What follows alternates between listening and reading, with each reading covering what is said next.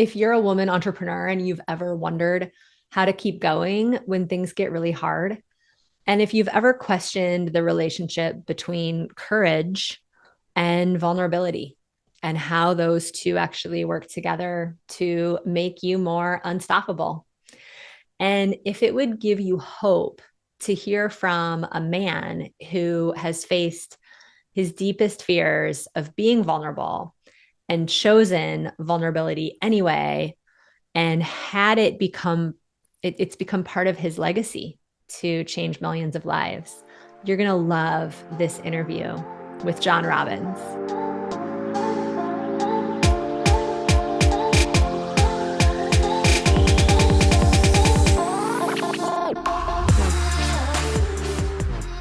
Hello, hello, hello. Welcome, everyone. I'm so thrilled and excited and honored to be here with my dear friend and colleague, John Robbins. When I was a little girl, I'll never forget, I literally found the book Diet for a New America on my parents' bookshelf. And I opened it up and I started reading through it. I said to my mom, Mom, we need to start eating more vegetables. And here I am years later with John. I'll read his official bio in a moment. But John, thank you so much for being here today. Oh, my pleasure, Sage. My pleasure. Mm. For those of you that don't know John Robbins, he's the author of the international bestseller, Diet for a New America: How Your Food Choices Affect Your Health, Happiness, and the Future of Life on Earth. And among his other incredible best-selling books, which you have to check out, John's work has been featured and cover stories and feature articles in the San Francisco Chronicle, the Los Angeles Times, Chicago Life, the Washington Post, the New York Times, PBS, so many more. He's the co-founder with his son and colleague, Ocean Robbins, and the president of the Million Member Food Revolution Network. And John is the only son of the founder of the Baskin Robbins ice cream empire.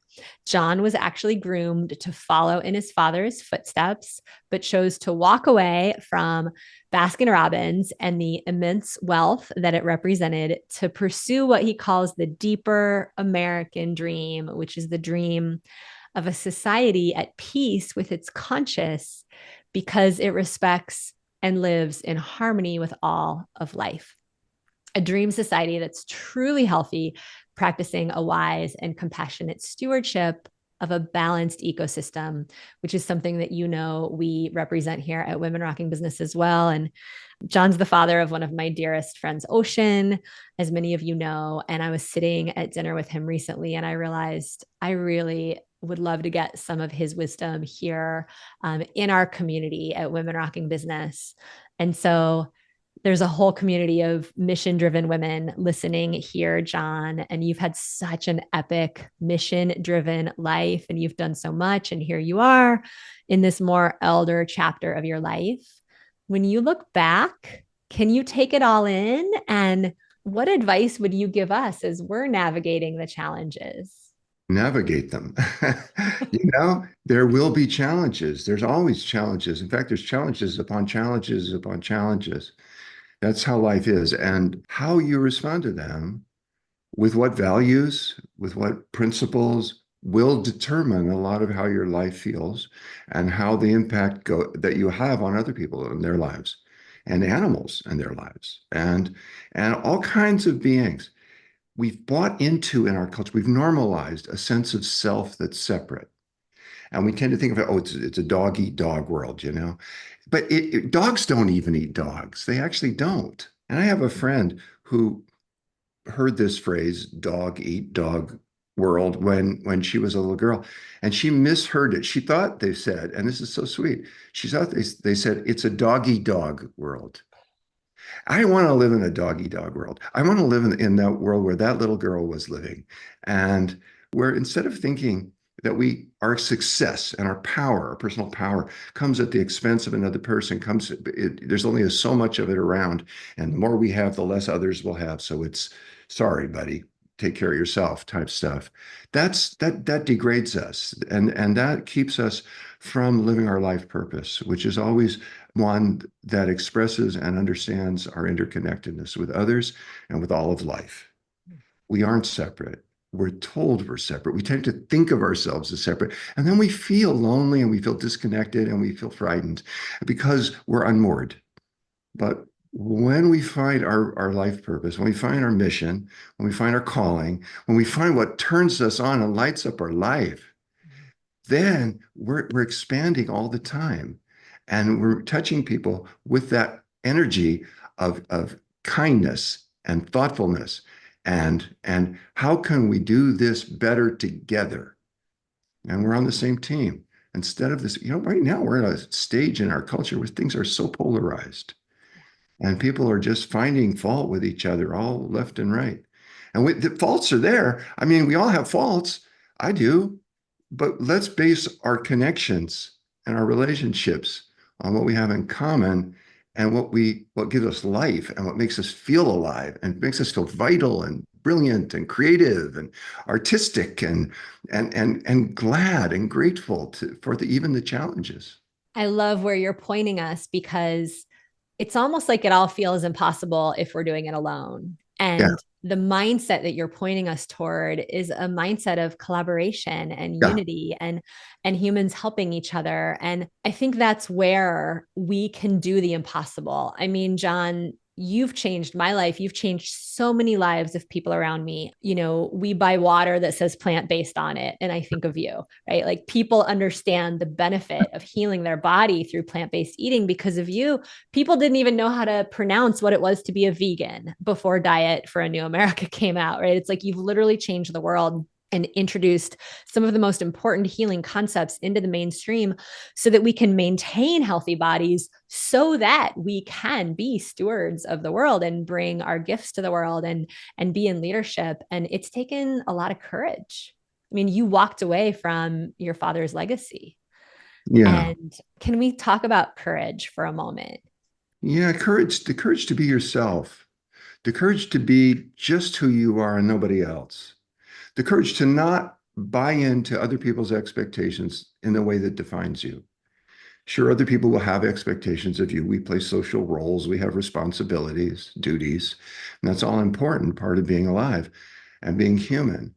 But it doesn't define us. And if you let it define you, if you let your roles that you play in life define you, then you can lose touch with that creative essence within you, that wellspring of knowledge. Because when you're true to yourself, you know things that you have no way of knowing. I mean, they're not, you just know. You know what's coming. You know what you need to do to prepare. You may not know in the sense that you could explain it to another person, but you know it in the sense that it shows you what you need to do now, each step at a time. And then in sequence, your life unfolds beautifully and in purpose. And then your mission becomes something that that allows you to give your gifts to the world and make a difference in the lives of others, in the kind of difference that you want to make, uplifting, expanding, supporting, caring, being kind, and being vulnerable. We have normalized a type of leadership in our culture where we think a leader is somebody who's got it together. And sure, we want our leaders to know what they're doing, but as human beings, because that's what we all are. And we're all works in progress. And we all have areas of vulnerability, of uncertainty, of bewilderment, of confusion, of grief and loss. And that's not wrong. And that's not a strike against us. And that doesn't say something about us that we wish were otherwise. That says something about us that's beautiful. And that's when we know this, we're on the same team with each other. And one of the practices I do, and this is how I find courage in some situations where I feel frightened or anxious or insecure or just generally out of my league, I will just ask myself, am I experiencing same team with whoever I'm talking with? Because if I'm not, if I've somehow created that they're oppositional, we're in opposition, then I'm not going to be able to find that relationship as fruitful and meaningful and feeding into my success as a human being in the way that I will if I know that we're on the same team. Now, we may have different opinions about things. We may differ about everything, seemingly, but we can still be on the same team, working for a common good. and with our differences. We have different, those differences can make the world go round. That's part of what makes life exciting and interesting.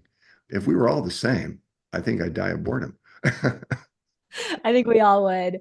Yeah. I'm feeling really touched by your answer to that question. I've asked all kinds of incredible thought leaders about courage, and I've never actually had anyone track that their origin of finding their own courage comes from claiming that we're on the same team. It touches me so much because the mind is so built to judge and compare. And if courage comes from the heart, like Yeah. the word courage literally means of the heart, core of Yes. the heart. And in order for us to actually be coming from our heart, then we need to know that there's love all around. And so that's such a simple way of getting us back into that place of trust and having our hearts open, because when our hearts aren't open, it's hard for people to hear us. Yeah, they And won't. They won't feel the rapport. They won't feel the connection. yeah, And then they won't hear you.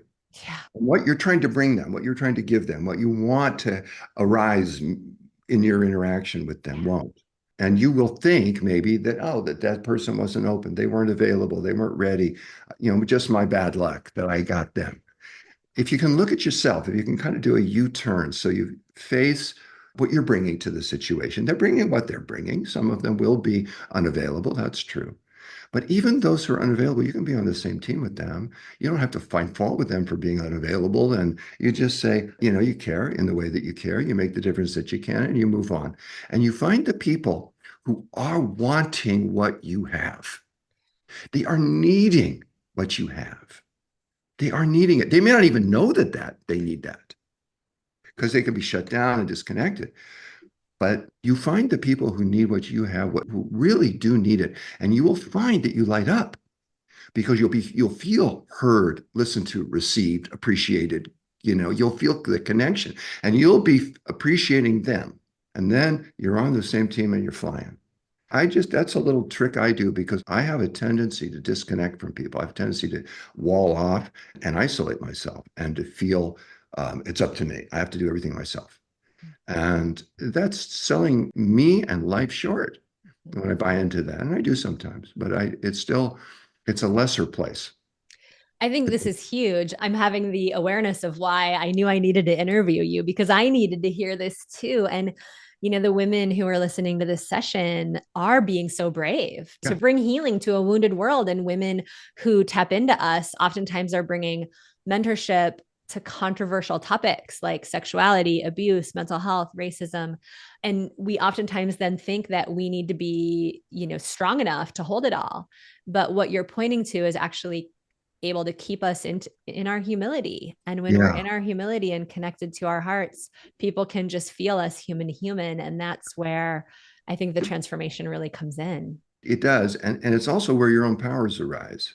When you're in humility, that's not humiliation, it's humility. It's a sense of connection to the earth, to inner peace, to a willingness to let life unfold on its own terms. You meet life on its terms instead of trying to impose and control and demand that everything meet your needs and desires. When you have that ability, you cultivate that ability to work with life on life's terms, what happens is you become more humble, you become more available, and people like you more. They will. They'll like you more. They'll feel more rapport with you. They'll listen to you more fully. What you say will go in more deeply. They'll remember what you say. And you know what else they'll remember? They'll remember how you made them feel. It's an old saying, somebody, I don't know who said it. Somebody said, Maya Angelou. yeah, you don't even know what I'm about to say. Yes, that people may forget what you did. They will forget what you said, but they will never forget how you made them feel. And how you will make them feel will be a product of your vibration, your frequency. And if you're coming from a humble place and a connected place, they will know it and they will love you for it. And they will listen to you and they will want to be like you. They will want to be with you, whatever that might mean in the situation. You'll be attractive. And this isn't a question of how your hair is done and what you look like. You'll be attractive on a soul level, whatever your body looks like, whatever age it is, whatever size it is, whatever. And speaking of that, Sage, I'm a man. I've been a man my whole life. And the women as leaders in this time, in this culture, have a particular challenge that I haven't had to face exactly. And I want to acknowledge that because I have so much respect for the women who are this, undertaking leadership in these times. Because the misogyny, I just read this morning something going on in Afghanistan that the Taliban is doing. That's really extreme, but it's terrible. It's horrible. And it isn't just, okay, the Taliban is an extreme example, but we have threads in this culture, and they're arising in ways that are frightening to me, that would put women down and push women back into the kitchen and into the, if you want to be in the kitchen, great. I love working in the kitchen, but forcing them, regardless of their destiny, regardless of their mission, regardless of their potential, regardless of their capacities. What I want is women to have the right and the empowerment to do whatever they want to do, whatever that looks like. And we're living in a time where there are forces that would deny women that.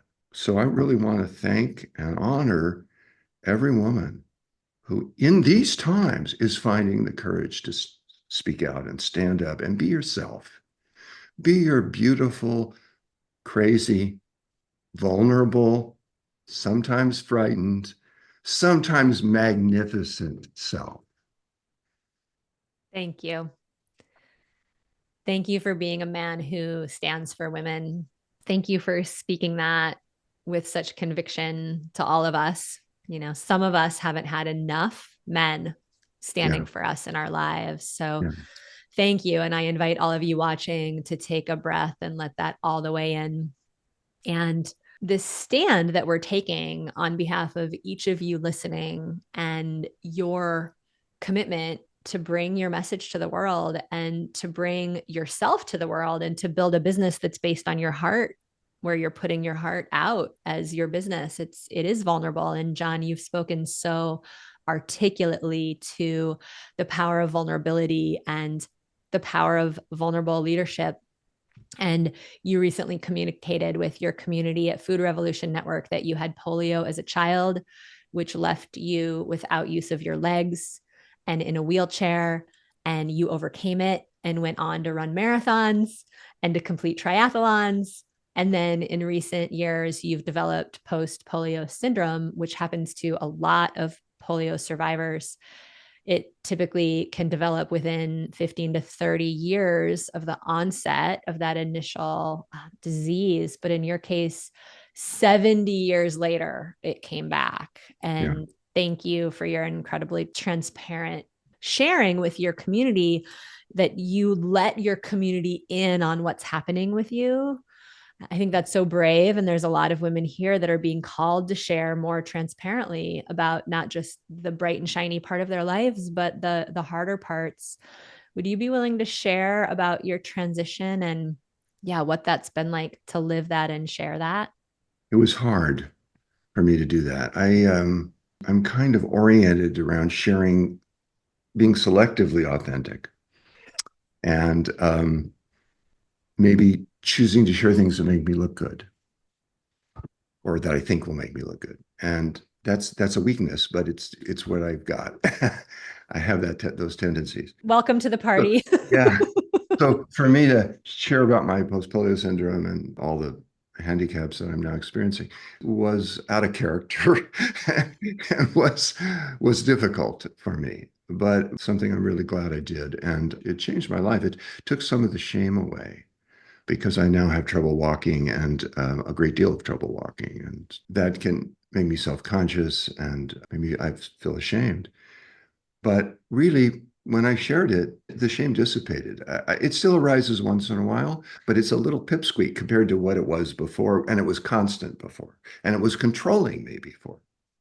So by sharing what it was that I was afraid people would know about me, and if I was afraid if they knew it about me, they'd think less of me, it actually turned out in a very different way than that. And I feel more connected to people. I feel certainly more free in myself because I don't have to hide the thing that I thought people would judge. And the truth of the matter is, I thought they would judge it because I was judging it.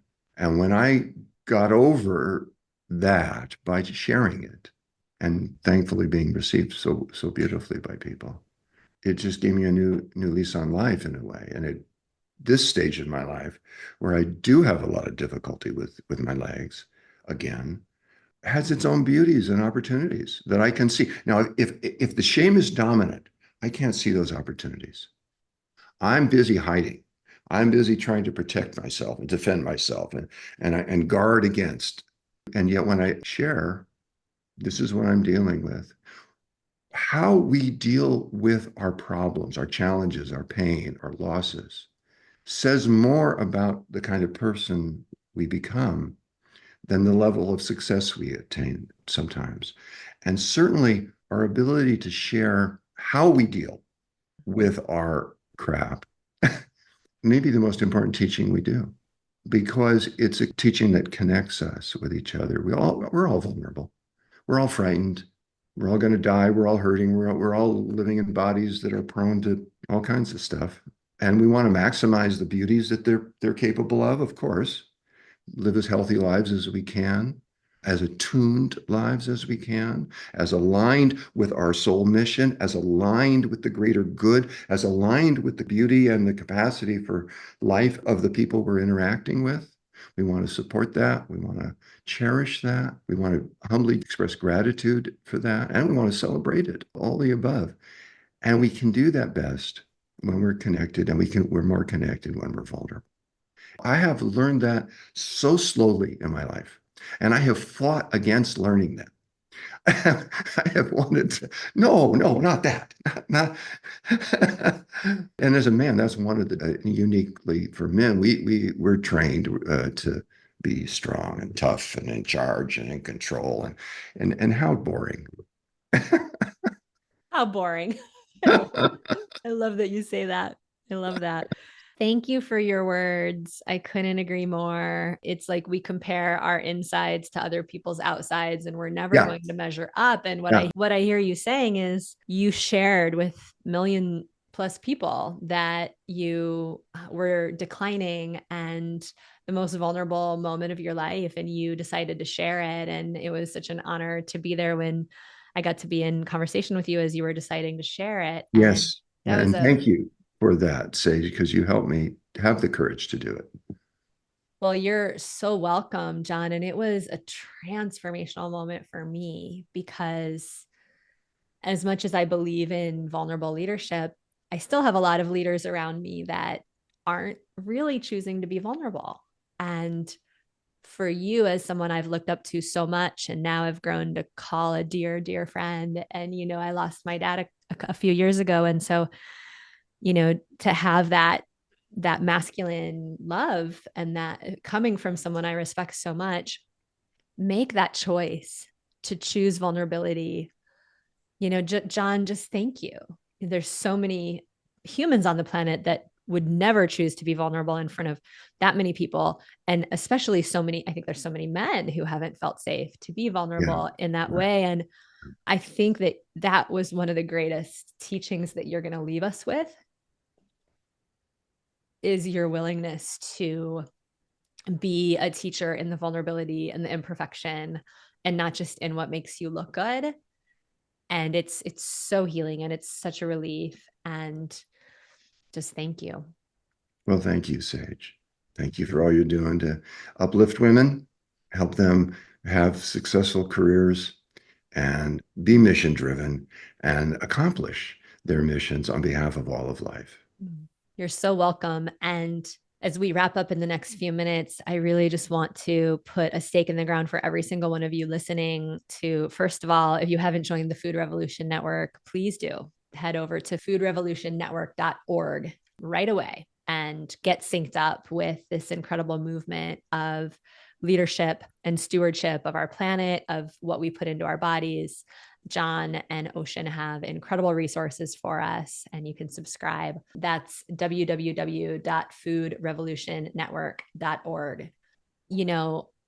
Sitting at dinner with you and Ocean recently, we had the honor of opening up the conversation around what it is to come to the end of our lives and Mhm. what it is to face our mortality. And Ocean quoted a line from a song: "One bright morning, when my work is over, I'm going to fly away home."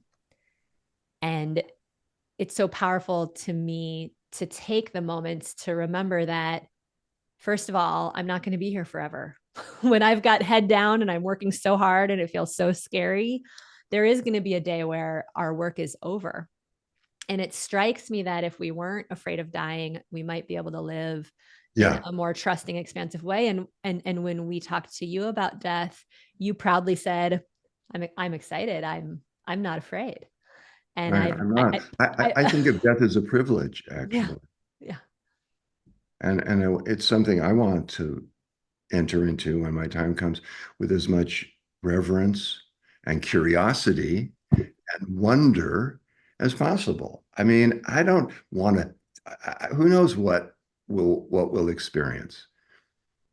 But what I do know is that not being afraid of dying, knowing it's going to happen, it's part of life, has given me a sense of the urgency and the beautiful urgency of now.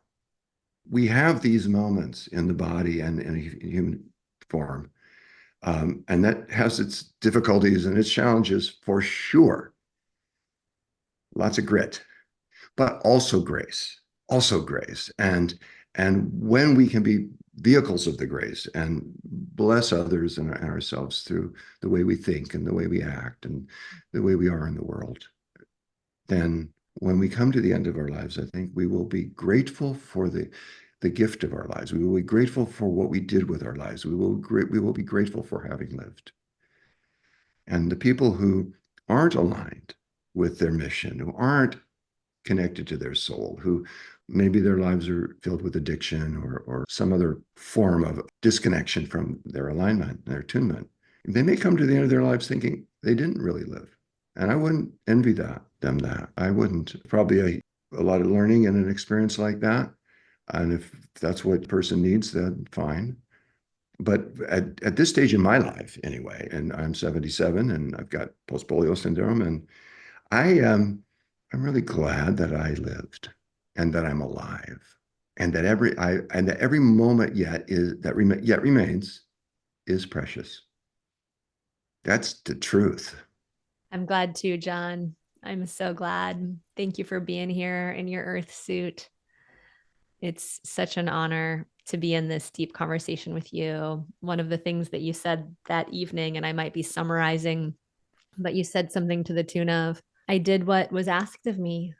I did what I was meant to do. And as we wrap up this moment together with all of our listeners, I just want to leave all of you with that. First of all, what would it be to surrender fully to doing what's asked of you, what's tapping you on the shoulder, to listening deeply to that which the universe is wanting to pull through you and from you, so that you can at the end look back and be at peace and proud of how you showed up. John, just thank you. Thank you for filling our listeners up with your love and your inner peace and your heart. Well, thank you, Sage, for all you're doing and for being such a wonderful friend. Any last words you'd like to leave these women with? Just love, just love, Just love. just love. Thank you, everyone. Don't forget to hit subscribe so I can keep getting you weekly content to grow your business that is relevant, authentic, and effective, so you can get out there and shine your light and be the messenger that you're here to be, because your clients are waiting for you.